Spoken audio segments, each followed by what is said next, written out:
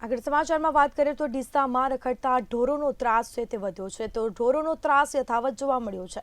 સમાચાર ડીસાથી સામે આવી રહ્યા છે। ઢોરોનો ત્રાસ યથાવત જોવા મળ્યો છે। કાર સાથે આગલો અથડાતા અકસ્માત સર્જાયો હતો। અકસ્માતમાં 5 વર્ષના બાળકને ગંભીર ઈજા પહોંચી હતી। સદનસીબે આ ઘટનામાં કોઈ જાનહાનિ થવા પામી નથી। તો સદનસીબે મોટી દુર્ઘટના સર્જાતા ટળી છે। બીજી તરફ કોઈ જાનહાનિ થઈ નથી।